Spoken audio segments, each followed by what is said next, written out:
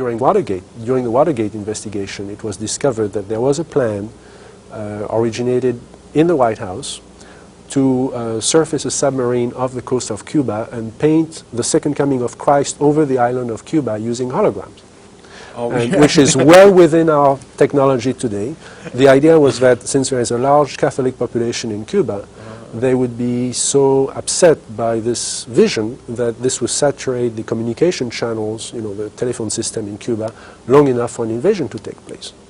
How interesting. I never heard of that. Well, I think that's a classic in psychological warfare, but that kind of manipulation is well understood, and I have personally investigated several apparently genuine UFO cases where there was in fact a manipulation. My conclusion, the conclusion of scientists working with me, was that there was in fact a manipulation taking place, and that it was not a hoax on the part of the witnesses, but a hoax on the part of somebody much better organized than them.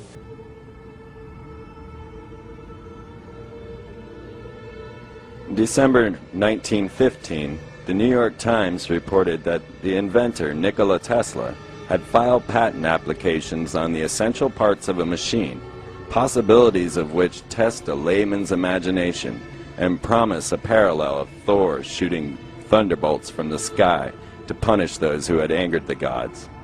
Suffice it to say that the invention will go through space with the speed of 300 miles per second, a manless ship without propelling engine or wings, sent by electricity to any desired point on the globe on its errand of destruction, if destruction its manipulator wishes to effect.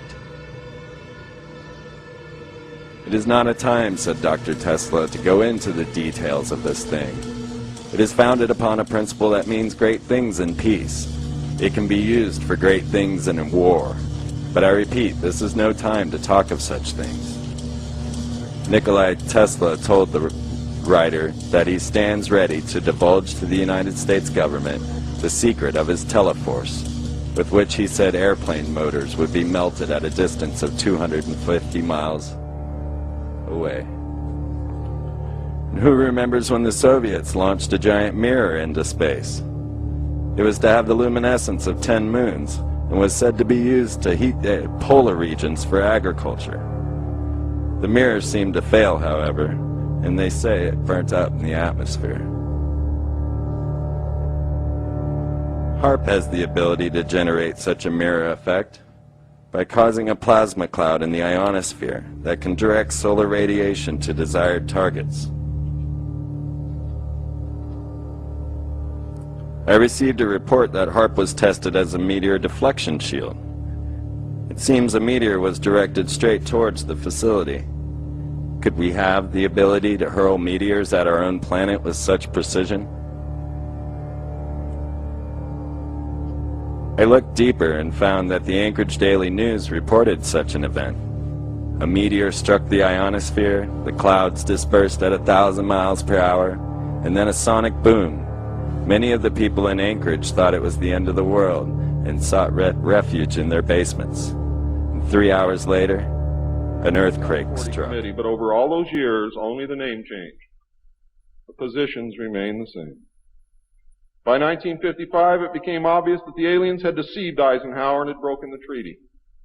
Mutilated humans, yes, mutilated humans, were being found along with mutilated animals, and yes, mutilated animals, and those of you who doubt that this is taking place should leave your job, should leave your home, should do whatever you have to do, and go look for yourself, because it's important that you know it and that you believe it.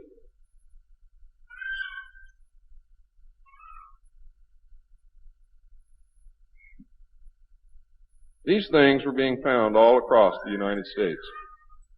It was suspected that the aliens were not submitting a complete list of human contacts and abductees to MJ-12, and it was suspected that not all abductees had been returned, and this has been verified. The Soviet Union was suspected of interacting with them, and this proved also to be true.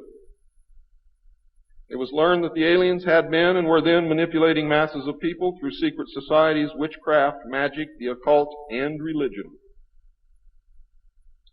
After several Air Force combat air engagements with alien craft, it also became apparent that our weapons were no match against theirs. In November of 1955, NSC 5412/2 was issued, establishing a study committee to explore all factors which are involved in the making and implementing of foreign policy in the nuclear age. This, again, was only a blanket of snow that covered the real subject of study, which was the alien question.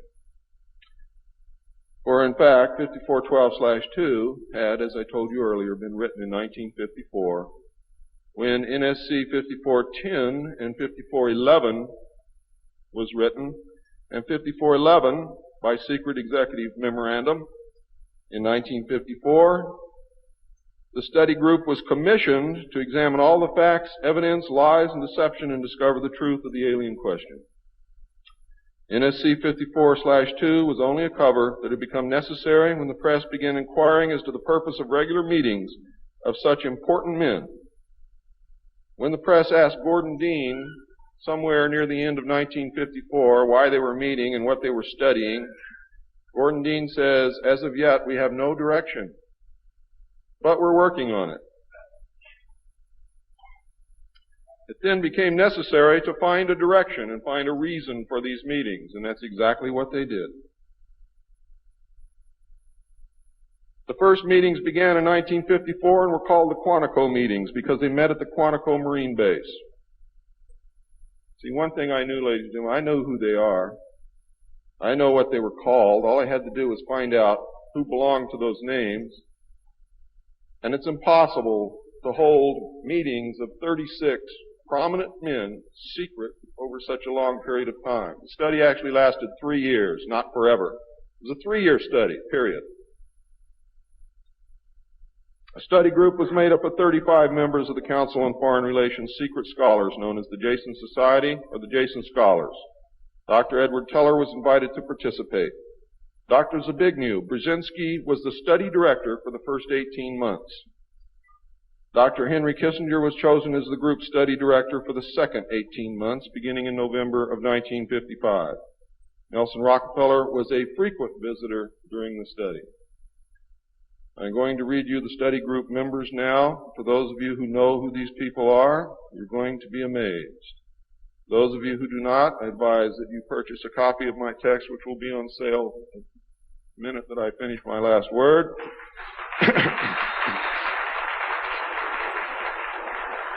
And research everything that I'm telling you, and your own research will tell you that I am telling you the truth, and I don't have to do that.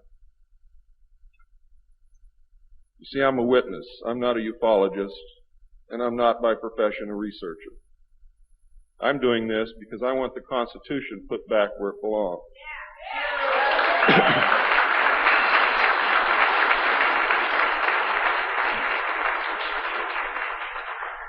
The study group members were Gordon Dean, chairman, one of the most powerful men in the United States at that time. Dr. Zbigniew Brzezinski, study director for the first phase. Dr. Henry Kissinger, study director for the second phase. Dr. Edward Teller represented the scientific community. Major General Richard C. Lindsay, Hanson W. Baldwin, Lloyd V. Berkner, Frank C. Nash, Paul H. Nitze, Charles P. Noyes, Frank Pace Jr., James A. Perkins, Don K. Price, David Rockefeller, Oscar M. Rubhausen, Lieutenant General James M. Gavin, Carl P. Haskins, James T. Hill Jr., Joseph E. Johnson, Mervyn J. Kelly, Frank Altschul, Hamilton Fish Armstrong, Major General James McCormick Jr., Robert R. Bowie, McGeorge Bundy, William A. M. Burden, John C. Campbell,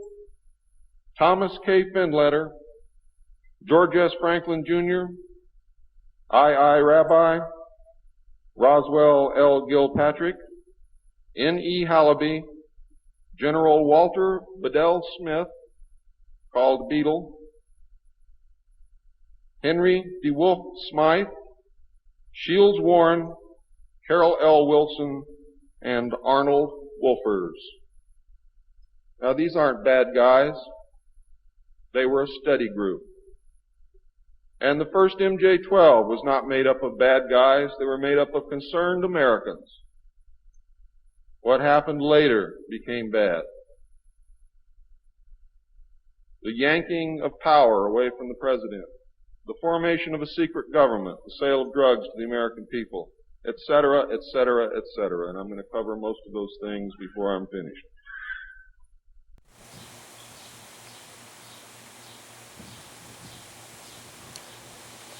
Do you see the border? Do you see the purplish color that's made by the projection on the screen? Do you see that you can see sky through the back of the projection? You can see that it's not in space. You do see that that is not in space, right?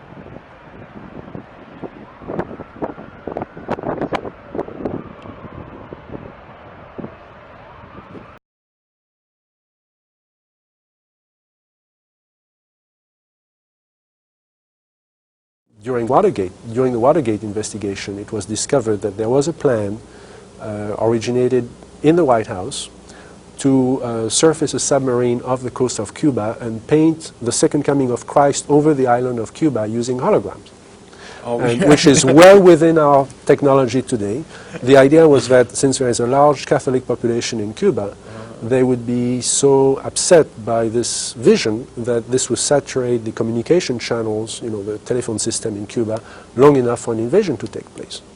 How interesting. I never heard of that. Well, I think that's a classic in psychological warfare, but that kind of manipulation is well understood, and I have personally investigated several apparently genuine UFO cases where there was in fact a manipulation. My conclusion, the conclusion of scientists working with me, was that there was in fact a manipulation taking place, and that it was not a hoax on the part of the witnesses, but a hoax on the part of somebody much better organized than Here in Carcassonne, I suppose this is a real copy of Middle-Age stuff here. And what we see here, there he is, the lizard. Oh, look at the lizard. They had lizards in the Middle Ages? What is this? There's another one. In blue. What is this? Básicamente en eso hemos sido convocados para la realización del... Bueno, básicamente en eso hemos sido convocados para la realización del... Bueno, básicamente en eso hemos sido convocados para la realización del... muestreo, el traslado de las muestras al laboratorio de la universidad.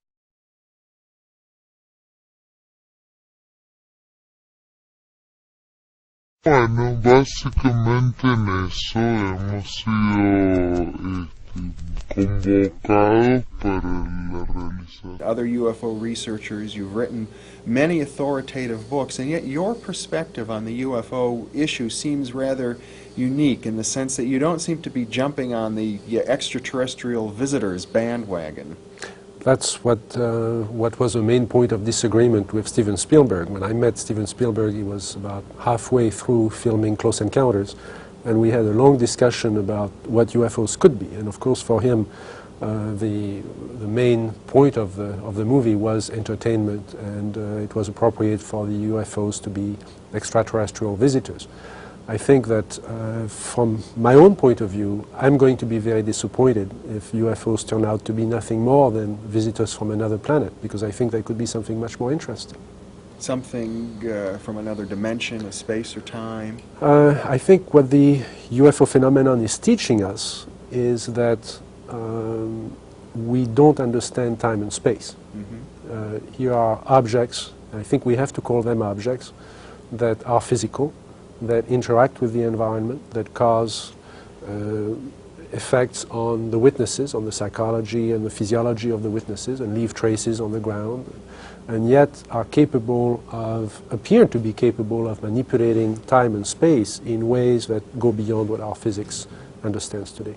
In your books, particularly your most recent book, Messengers of Deception, which is many years old, you suggest that UFOs are deliberately trying to manipulate our subconscious mind, to create a mythology in our culture about themselves, which is one of the reasons that they're both physical and concrete, yet very elusive at the same time.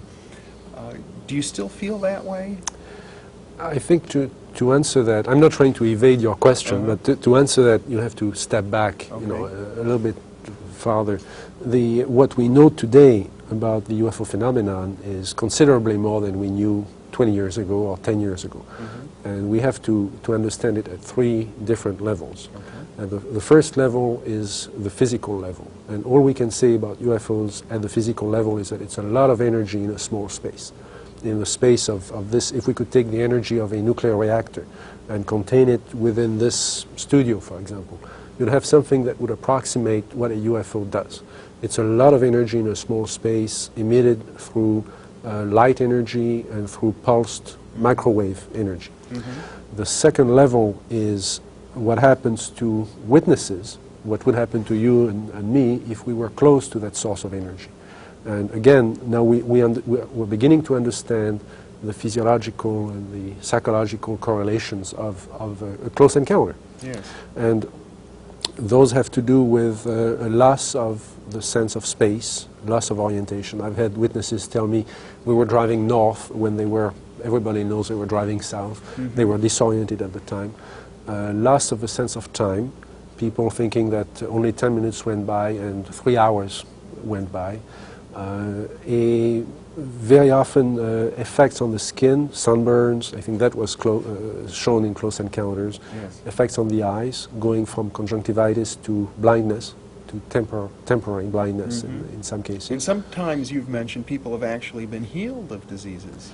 There have been cases where after a UFO close encounter, it seems that the healing process had been sped up. Now there are known techniques now using electromagnetic radiation that will heal the fractures, for example, or will heal superficial wounds on the skin, but nothing that would heal as fast as, you know, the reported effects. Yeah. So we're beginning to understand at least the descriptions, you know, the symptoms of the exposure to whatever UFO is.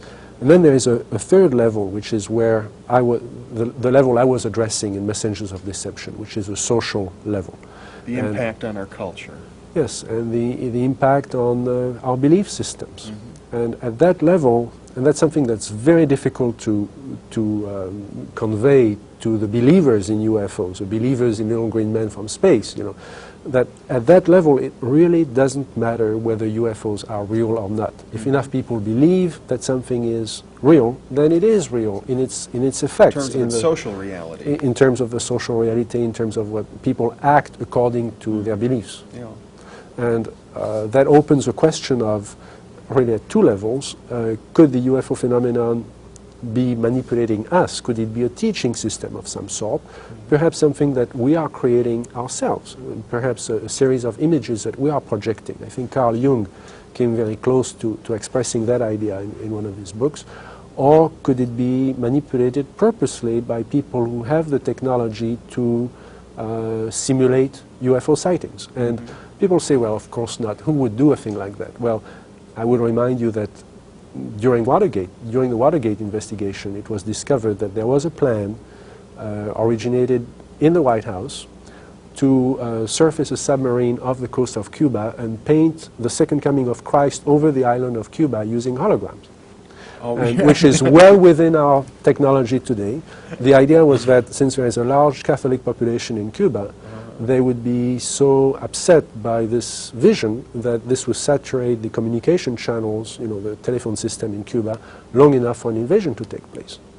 How interesting. I'd never heard of that. Well, I think that's a classic in psychological warfare, but that kind of manipulation is well understood, and I have personally investigated several apparently genuine UFO cases where there was in fact a manipulation. My conclusion, the conclusion of scientists working with me, was that there was in fact a manipulation taking place, and that it was not a hoax on the part of the witnesses, but a hoax on the part of somebody much better organized than So there are possibly all of these levels going on simultaneously. today. Today, with the current technology, that would be possible. One of my interests, as you know, has been to look at ancient sightings, old sightings before World War II, for example, when there is really no confusion with modern technology. And if people described, say, in 1925 or in 1825, a disc flying through the air, then it can only have been very, very few phenomena could have produced it. And there have been some well-documented sightings going back to the 19th century, for example. There was, starting in 1896 and going into the spring of 1897, there was a remarkable wave of sightings of airships. Those were described as oval objects flying through the sky with lights on them. And of course, the people in those days could only compare it to dirigibles, could only compare them to airships. And those objects were capable of doing all the things that UFOs do today, including taking off very quickly and making 90-degree turns and landing and occupants coming out of them. And if nothing else, I think this is part of our folklore. This is something that we should be studying as part of our folklore. Bright object, just basically hovering over Las Vegas, 5:30 p.m. Cylindrical object, a craft. We believe it could.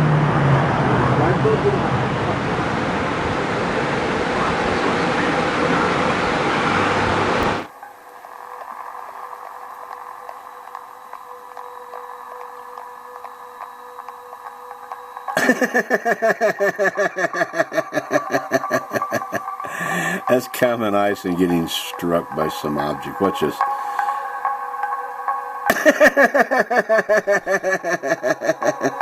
And it's got to be my all-time favorite. I love you guys. God bless you. One more time. Common ice and getting struck by an object. It's still the mystery of the world, ain't it? We love you, friends. God bless. Hug the kids, hug the wife. Yo, Marine. Say hi.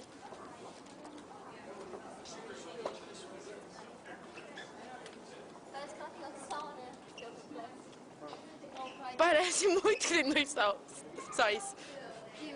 Ali, ó. Ali tem os sóis. Ali tem outro. Gente, eu tô mostrando, ó. Um ali e outro ali, ó. Vocês acham que vocês só tem um só aqui em Nova York? Ali, ó. Nós não estamos mentindo, é verdade.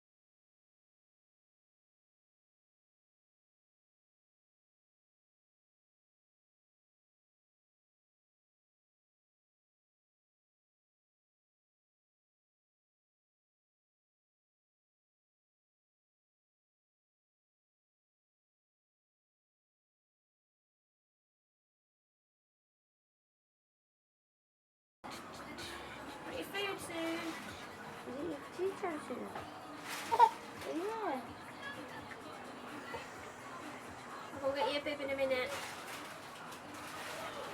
They're ready, please. Just Well, left them out. Put it for 5 and for 3 hours, so I'm going to give it them out at 6. Did you give it the earlier you give it in? The earlier do the next one is. Yeah, and then we can. No, I'll get a bib in a minute. Yeah, look, still, it's shining still. Aliens are coming. Are you prepared?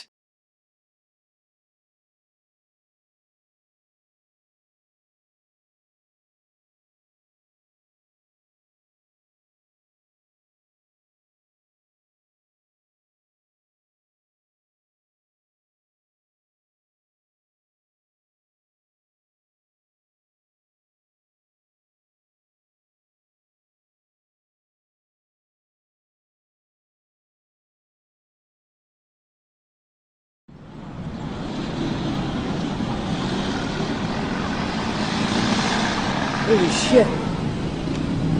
Holy shit.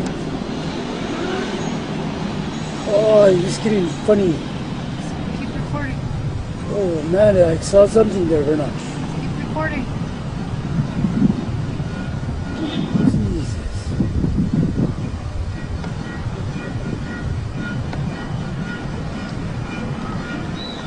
Watching all the video? Yeah. Holy shit's black now. Holy. That stardust for sure, guaranteed. Holy shit. See, maybe it's a satellite.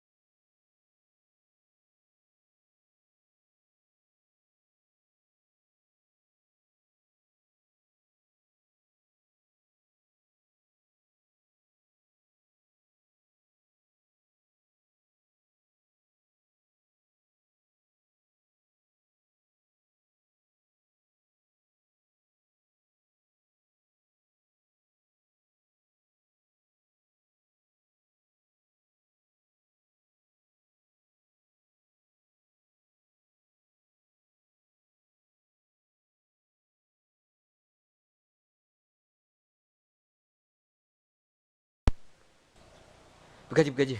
Я тебе отвечаю, там что-то летало. Во-во-во. Вау. Офигенно.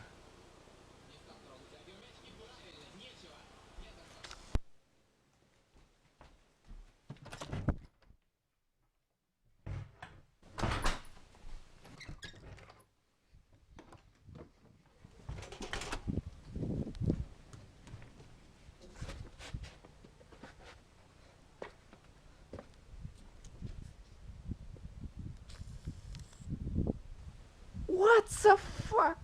Офигеть! РЛО прям над нашим сраным городом.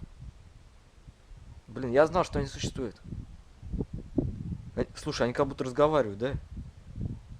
Вообще клево. Блин. Офигеть. Где они? Все, пропали. Hello, Sunsflare here. It is March 11th, 2012. We're looking at the SDO images of the sun from today using the AIA 171 filter and the AIA 304 filter. And my question to you is, are you seeing this? What is going on? We have a filament eruption going over what appears to be a black spherical anomaly with a twister tether. I have no idea what this is. I wanted to put the video out, take a better look at it, but just get it out there as quick as I could so everyone could take a look. I will tell you that it shows up better on the AIA 171, and that's with the gamma increased. If you pull the gamma back to the stock image, you don't see it as much, but it caught my eye to play with the filter, and when you increase the gamma, it's very interesting with that twister and the filament going over the black spherical anomaly. It is not affected. If that was something in the plasma field, strange that it would definitely be affected by the filament. So I don't know what this is. I want to look at it further. If you have any ideas, let me know. Thanks.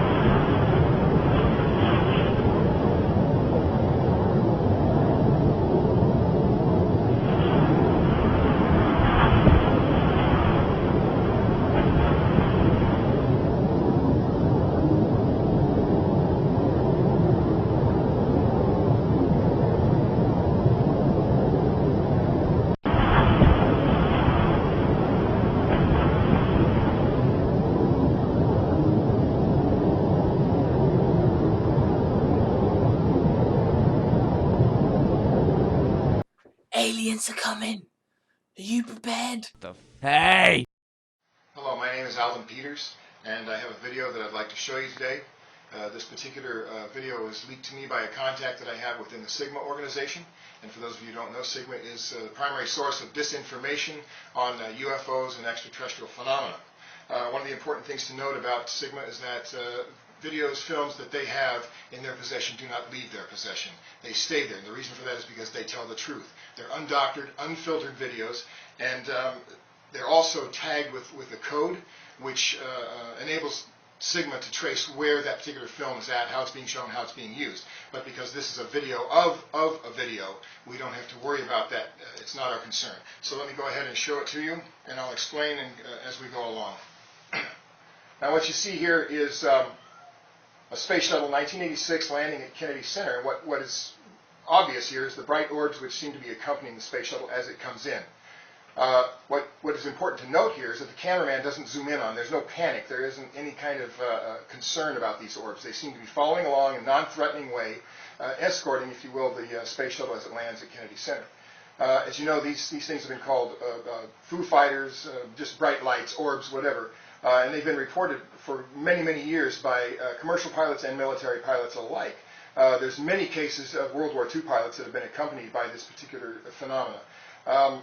Also, commercial pilots over the years have also found them and seen them, and they followed them in. I think that what's important, very important to note, is that this type of work never sees the light of day. Never.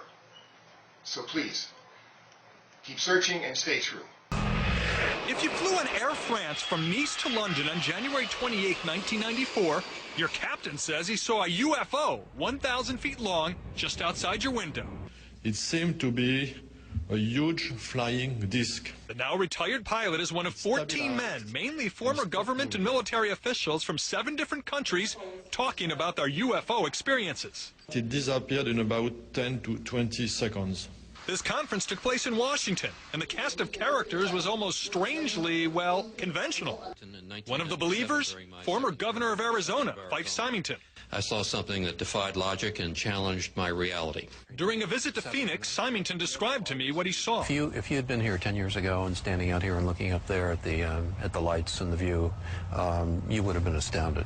You would have been amazed. The so-called Phoenix සිට බුත්තල ප්‍රදේශයට ක්‍රමයෙන් පැමිණි බවයි ඔවුන් පවසන්නේ. ප්‍රදේශයට ක්‍රමයෙන් පැමිණි බවයි ඔවුන් පවසන්නේ.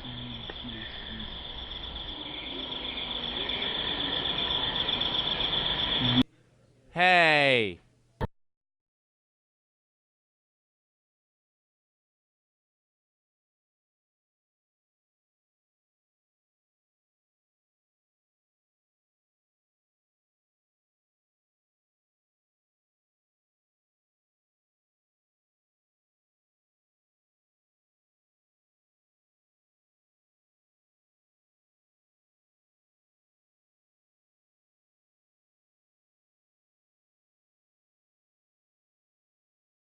Report last week on Mars. Here we will analyze the past week of weather as recorded from orbit from the Mars Reconnaissance Orbiter and the data from the MAVEN mission as it becomes available. MAVEN entered orbit on December 8, 2014 and is now fully into its science phase at Mars. The Solar Energetic Particle Instrument has already observed significant solar activity both in the form of flares and coronal mass ejections from the Sun to Mars. MAVEN also generated a map of Mars's ozone layer from the lower atmosphere and has now provided a view of the escaping atmosphere of Mars, showing the loss of atomic oxygen, atomic carbon, and atomic hydrogen. In fact, the atmospheric pressure on Mars is so low, any water that percolates up to the surface turns to vapor and is rapidly blown away into space by the solar wind. With all this loss of atmosphere, we should start rethinking the idea of terraforming Mars. Not likely. Mars has an atmospheric density of 1% of the Earth and has no general geomagnetic field.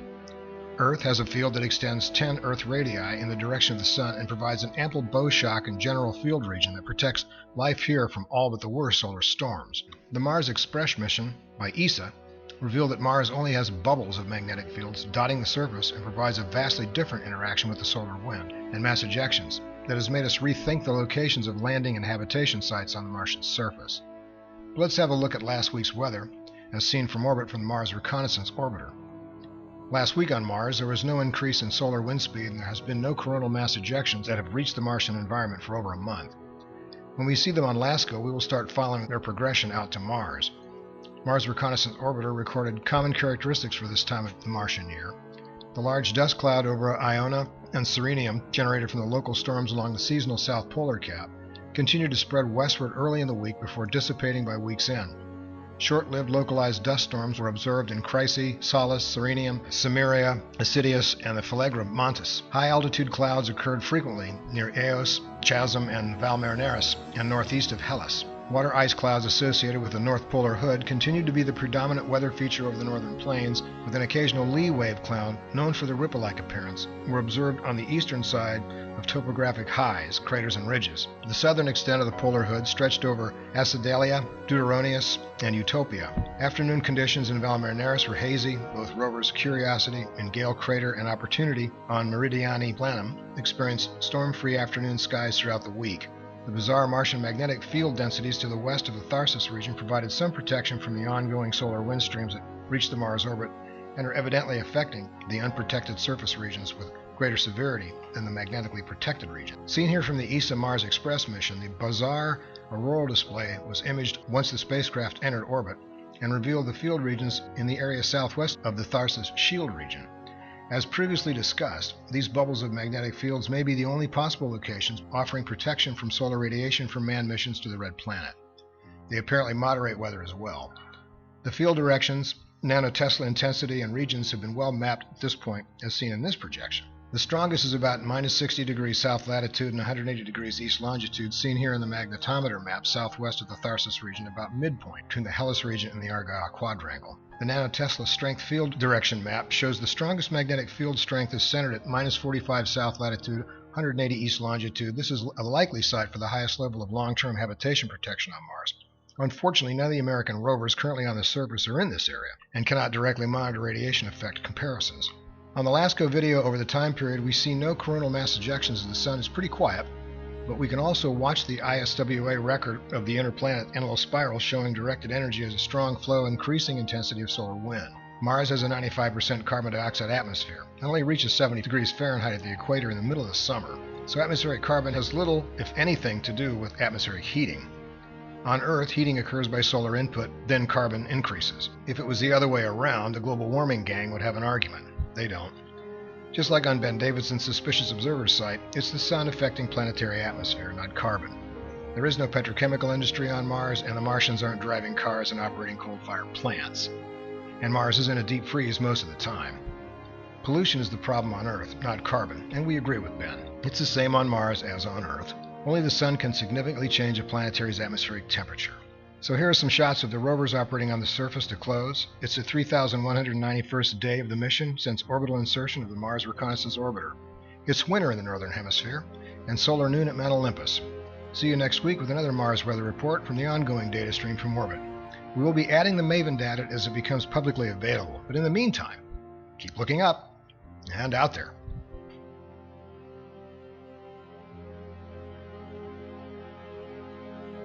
Forward.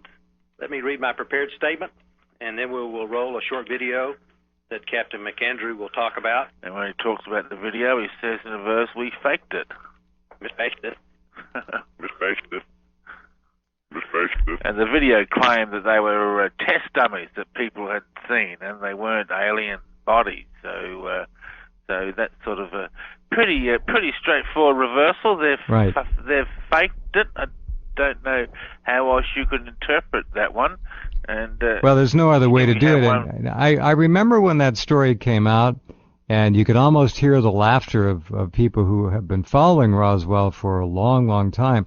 This was one of the most egregious lies the Air Force ever charged one of its own to deliver to the public media, that the actual issue was a crash dummy. I mean, it was so absurd and asinine, it was embarrassing. That's how bad it was. Oh, it really was. Yeah, it was shocking. And here we have another reversal from that same interview. I'm sorry, I just don't have any information for that. All I know is what the Air Force did, and that if you overlay much of their claims and you look at the Air Force scientific research, you can see it's obvious that what we're talking about at Roswell. And here he says, share a secret with NASA. Share a secret with NASA. Share a secret with NASA. Share a secret with NASA. So clearly, something is there, and that reversal occurs right where he says the Air Force's scientific research. So clearly, something was shared with NASA. So. Well, obvious intrigue, obvious conspiracy, obvious lies again. So it's the lie of omission. It's what they're not telling us that is crucial. Yeah, absolutely correct. Now we're moving on to chat name of Colonel Philip Corso, who's since deceased, and he came out and wrote a book called The Day After Roswell, where he claimed he had seen alien bodies from Roswell. So here he says, forwards, I saw a body in Fort Riley, Kansas. Saw a body at Fort Riley, Kansas, but I put that out of my mind until I could corroborate the information. And here he says, I looked at it. So that's a congruent reversal. He's telling us the truth when he says, I saw an alien body. What's really interesting about that, and is so often the case with reversals, is his tone of voice in reverse. He's very professional. He's matter of fact. He's reporting exactly what happened, like a military officer might. That's amazing. Yeah, right, exactly right. And here he is again, saying, there was no doubt this was a body and not a test dummy. There was no question in my mind what it was. I know the difference between a body like that I saw there and a dummy. And here he says, they got it. They got it. They got it. They got it. They got it, meaning the body, the dead body. They got it, meaning the body, yeah. So he's telling a true story. And in point of fact, all his reversals that he had in this whole interview were very congruent reversals. So there you go.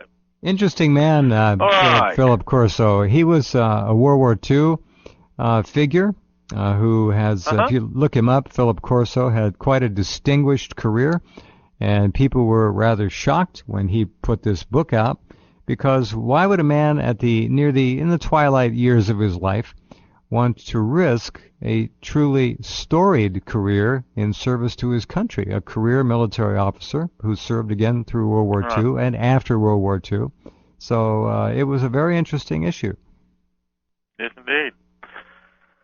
All right, now we're going to look at some reversals on Michael Malin, who's the official photographer for the Mars Global Explorer. And many people have levelled charges at Michael Malin that he's been altering pictures and doing all sorts of weird and wonderful things. So let's see what the reversals have to say. And here we have the first one. This is a very long reversal, this one. It's about 8 words, or 9, 10 words, which is very unusual. Let's run it forward first. But I can't be any more specific than that, any more than you could, Hey.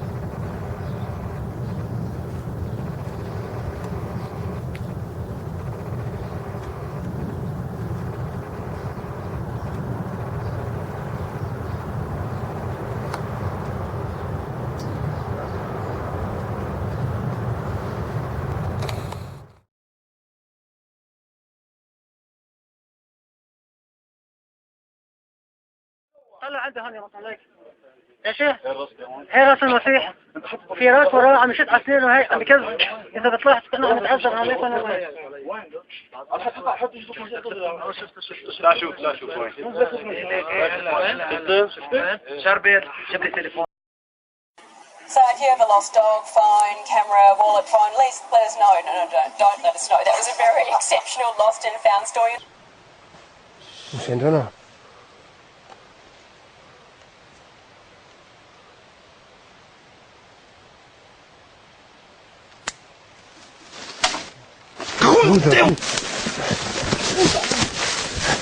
Va, corre, Kia, va.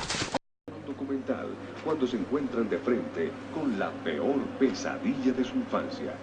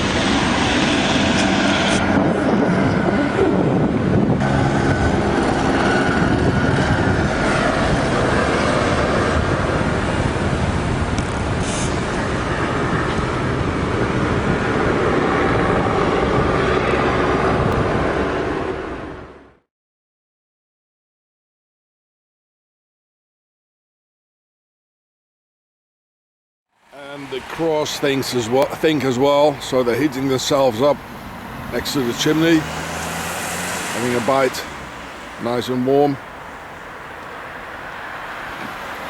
Hey.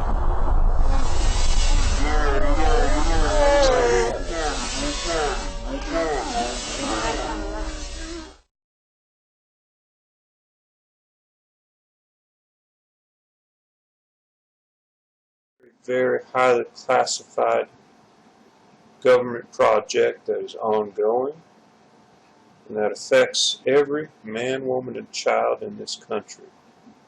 People need to know what is going on. He also sent me some documents, he faxed them to me, that verify everything he said. These documents are classified material. There's some white papers from the Department of Defense, from the Defense Advanced Research Projects Agency, known as DARPA, also from Naval Intelligence. There's also a document from the CIA. And I've looked over them, and I've familiarized myself with them very, very carefully over the past few days while I'm trying to recover. This information needs to be released to the public. And what that information is this. In 1995, our government commissioned a project to place into the public water supply, into the public food distribution system, a very small device, a nano-sized device with a microprocessor. It is an electronic device, and it is about the size of 1 or 2 grains of sand. It took years to develop, but they developed it, they've perfected the technology, they've tested it, and as of today, according to their estimates, 85% of the population has one of these devices inside of their bodies.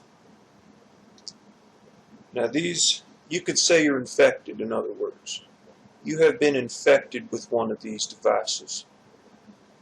They're incredibly small. They can barely be seen with the naked eye. They have to be removed from the medium that they are suspended in. It could be food, it could be water, but if you take it out and if you put it on a table, preferably a black surface, and you look at it, you're going to be able to see it. It's very hard, it's opaque, but let me put it this way, you'd never know it was there.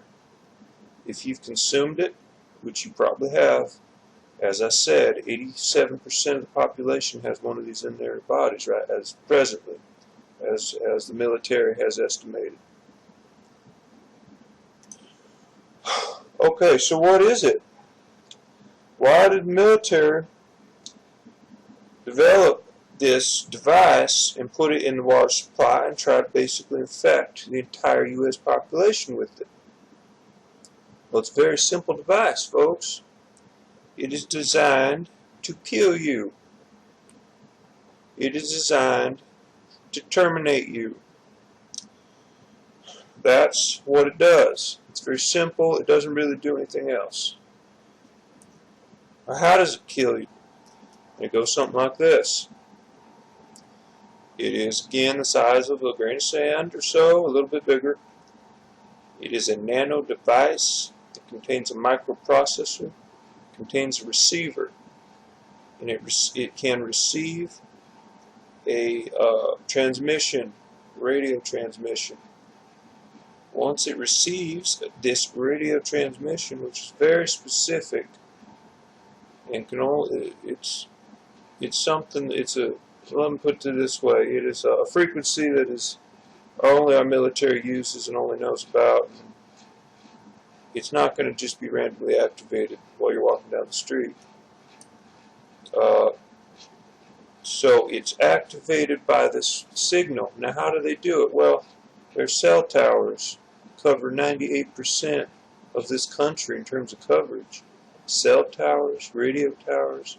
In addition to that, our military has spent about 5 years setting up a proprietary system, that of coverage, not in addition to the cell towers. So what they've done in any large population center, they have installed transmitters, very small, and they're in strategic locations. They cover every block of every large city and even small cities, and this has been set up over the past 5 years. The reason they want to do that is they want to be able to target these populations very specifically in a very small locality. Okay? Now, what do these devices do? Okay, they kill you. How do they do it? I don't know fully, but what they do is it induces flu-like symptoms in the body. It causes the body to release antibodies that, in addition to causing flu-like symptoms, it will cause your body to produce antibodies that are indicative of a flu virus infection. You will die within 10 to 12 days. The effectiveness, is what they call it in their documents, is 98%. That means 98% of people with which this device is implanted, or they are infected with this device, once it is activated with the radio signal, 98% of people are dead within 10 to 12 days. 2% recover, and the recovery reasons are not fully known. It is often outside influences. It could be a malfunction of the device. Right now, our military wants to get it to 99%. It's at 98% right now. Basically, if this device has been activated in a population area, let's say they use a cell tower to send a signal out, you're going to see everybody around you, including yourself, sick with a very severe case of what appears to be the flu. You'll go to the doctor, they won't be able to help you, it will continue to get progressively worse. Your lungs are going to fill up with fluid. In fact, that's going to be a symptom that will be very pronounced in all of these cases, and there's a reason for that. That is because the device, it enters the brain and it activates certain autoimmune responses that are indicative of a severe case of the flu. And this response is sort of like a runaway nuclear chain reaction. In other words, it causes your body to just absolutely melt down. So, again, it's very effective. It has been shown to work in 98% of the cases, and most of the time it just looks like a very bad case of the flu. A couple things I wanted to address before I go. Again, with this information, it's of the highest order of urgency. I hope you share it with family and friends. I hope. There's no such thing as aliens. You're fine.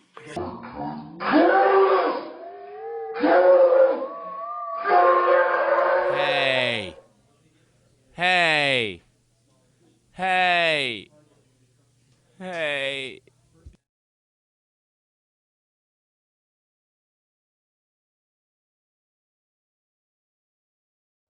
I know it sounds crazy. Hey. Hey.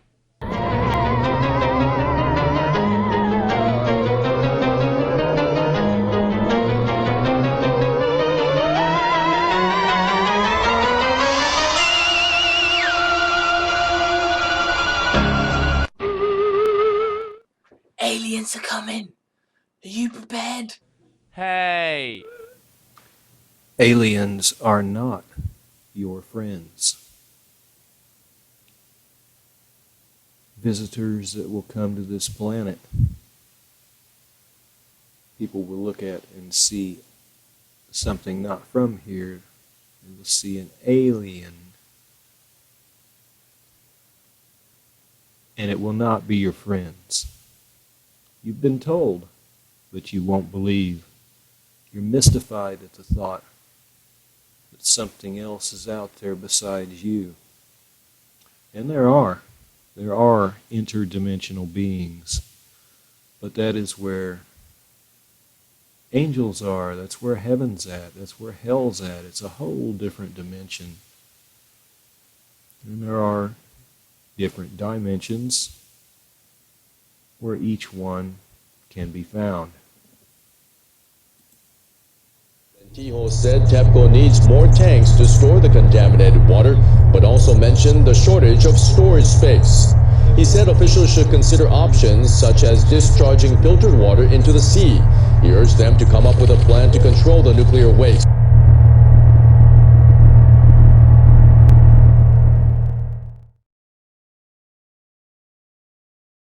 Awesome. He is such a nice guy, and I was kind of intimidated at first because I'd been watching Keira Sedgwick forever, and I'm like, oh God, I don't know, do I have the chops? And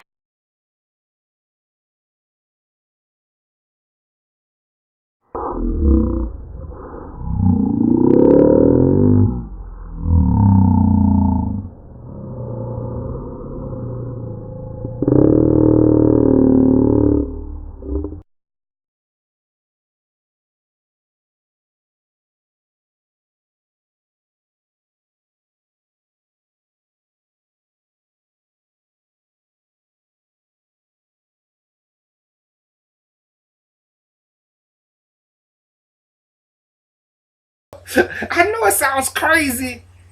Hey. Aliens are coming. Are you prepared?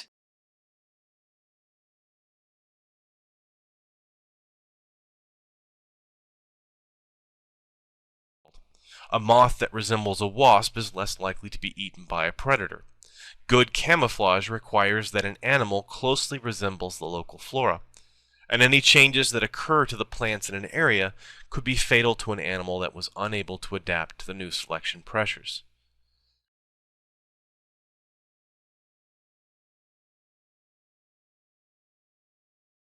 Fear is the path to the dark side. Fear leads to anger. Anger leads to hate. Hate leads to suffering. Open your mind. My friends and loyal subjects, we have worked together to overcome the greatest physical hardships the world has ever known. World War, drought, famine, pestilence, fire, earthquakes, and volcanoes of unprecedented violence.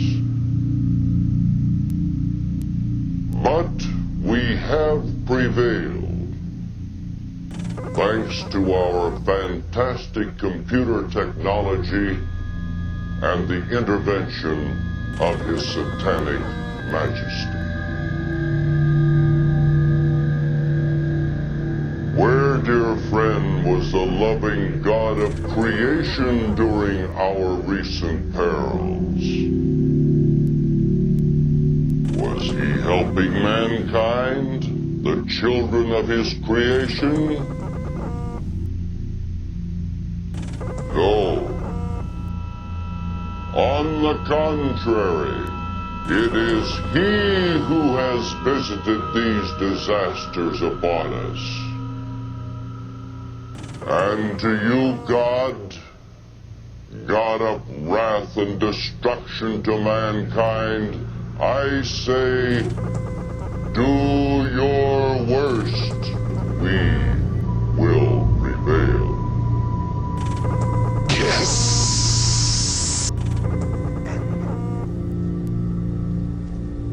You do nothing that I say.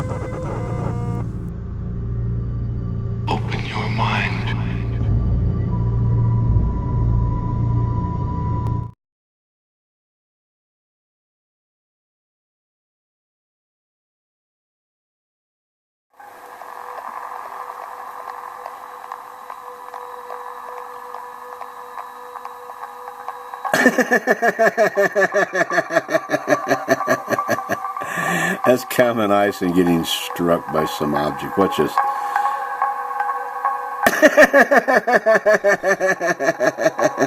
That has got to be my all-time favorite. I love you guys. God bless you. One more time.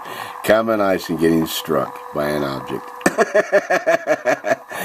It's still the mystery of the world, ain't it? We love you, friends. God bless. Hug the kids, hug the wife. Yo, Marine. Say hi.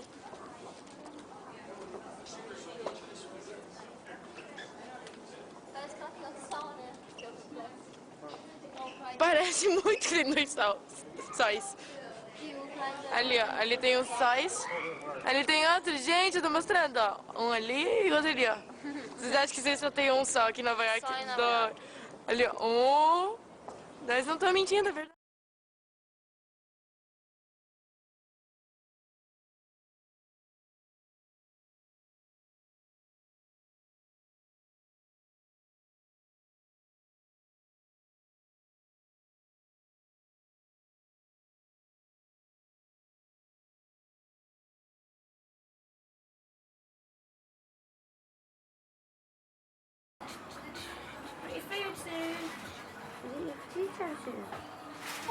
Yeah. I'll get you a bib in a minute. They're ready for you. Just Well, left them out. Put it for 5 and for 3 hours, so I'm going to give it about 6. Did you give it the earlier you give it in? The earlier do the the next one is. Yeah, and then you can have it. No, I'll get it a bib in a minute. Yeah, look, still, it's shining still. Oh, even this is not like this is some bubbles. What did it do? Look at all the table, look. What a word is a few bubbles.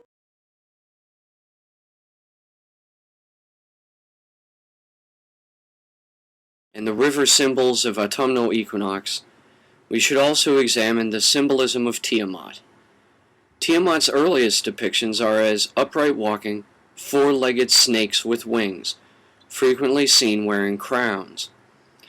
Here we see twin Tiamats of this form holding twin corsair swords by the blades towards a single serpent coiled around itself in 6 loops with a head at both ends of its body. Just as the male doll from the earliest Uruk period depicted the same elongated head motif as the fish priests of Chaldea, so too does the female counterpart of that doll exhibit very similar facial features to a reptile, such as a serpent. She holds a small baby to her breast, and the baby appears to have horns. The reptilian motif has long been a symbol for Tiamat. In this Uruk period carving of a life-scale mask, we find the same reptilian features as the serpent symbolizing Tiamat. Just as Tiamat, symbolized by the winged, four-legged dragons encaging the twin-headed serpent, guards the tree of life, so are their guardians over the tree of knowledge. While the tree of life was symbolized by the twin-headed serpent, the tree of knowledge is a complex geometrical arrangement of 13 blossoms on a vine lattice around a central blooming trunk. While the guardians of the 15-flamed arched doorway were the fish-robed men symbolizing winter, the guardians of the 13 blossoming tree of knowledge are garbed as birds with the head of the phoenix and 2 wings. They water the tree of knowledge and pick the blossoms from it, and just as the dragons ensnaring the double-headed snake of the tree of life, these anthropomorphized avians also represent Tiamat. To return to the doings of the god while he sat on his cubic throne and was not riding the sky in his Faravarhar Vimana, when we finally see him equaled in stature, it comes from this low relief from Lagash. On one side sits the god, offering in his outstretched right hand the ring and the rod symbolizing kingship.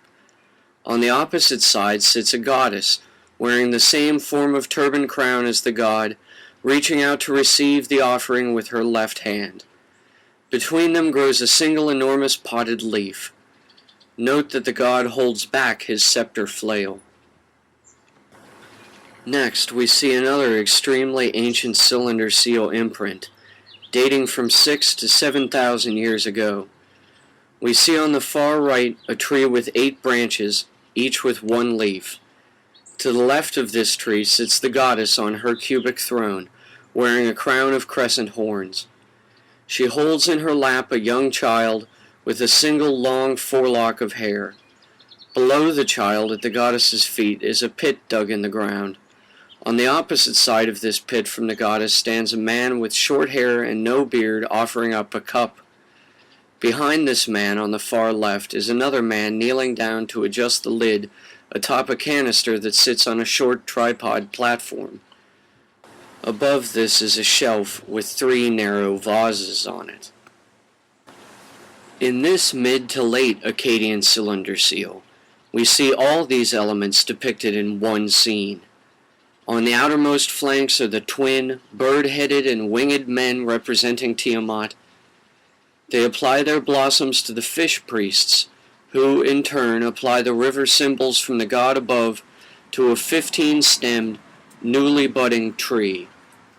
Above, in the center, we see again the god in his Faravarhar Vimana, now facing the opposite direction he was when he arrived to be greeted by the fish priests.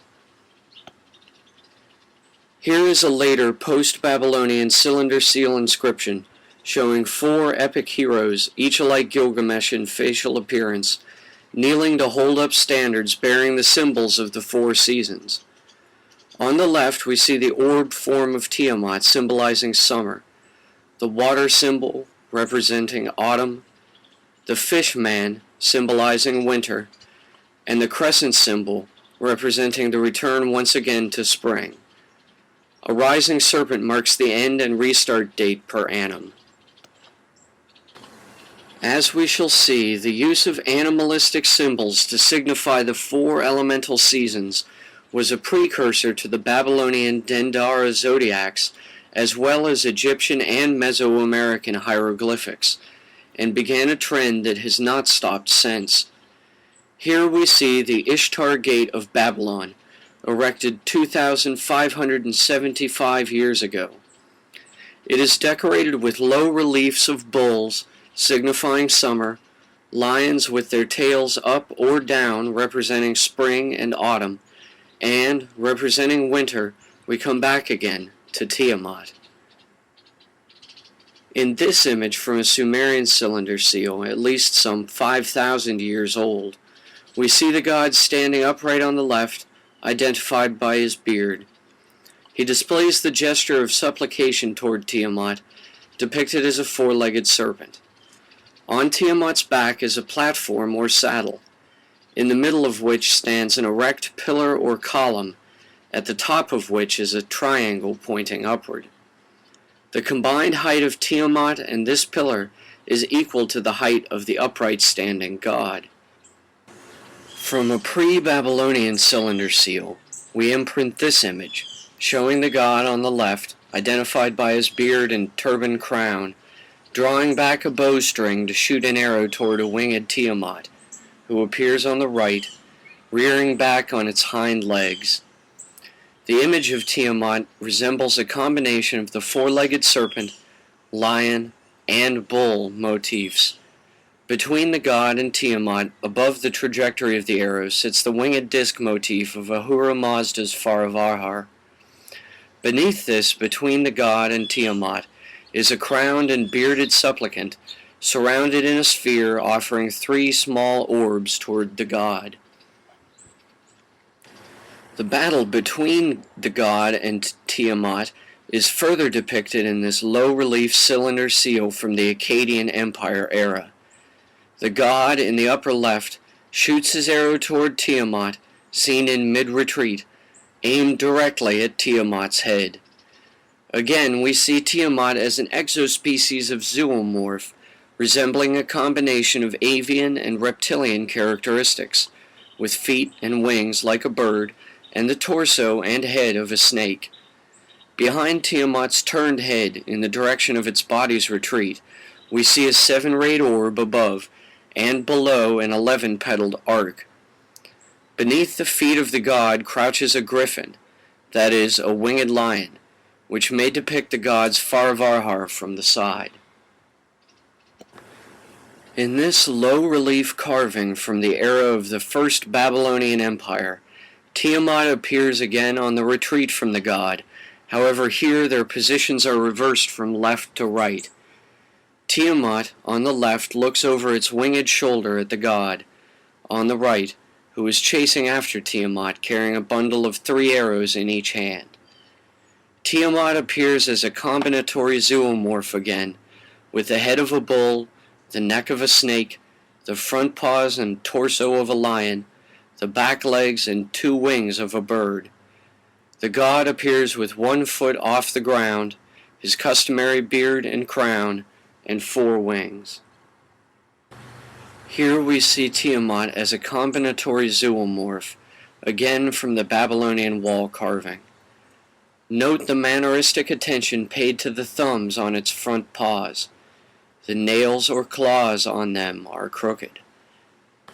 Here we can more clearly see Tiamat has the horns of a bull, the belly of a snake, and the back of a bird. Its snarling face appears in great detail with an emphasis on its bat-like nostrils and fangs. This statuette from the Akkadian Empire period shows a character very similar to Tiamat. This mixed zoomorph has the legs of a ram or goat, male genitalia, the paws of a lion, 4 wings, and the hairless head of a snarling lion. This statuette represents Pazuzu, the demigod of the southwest wind. There are similar miniature busts from this era that show Pazuzu in greater detail, with 3 concentric circles for eyes, an upturned nose like a pig, shallow cheeks, and a menacing set of fangs. Other zoomorphs include lion-headed upper torso busts with the neck and front legs of a dragon. As we see in this circular arrangement of glyphs from Babylonian Chaldea, the zoomorphs cataloged by the people of this era included an array of familiar animals alongside representations of combined trait beasts. We see in this zodiac a snake, a bird, a turtle, 2 beehives, a dog, and a scorpion. We see also 3 orbs, from left to right a crescent, a 4-point star emanating 4 wave symbols, and an 8-point star.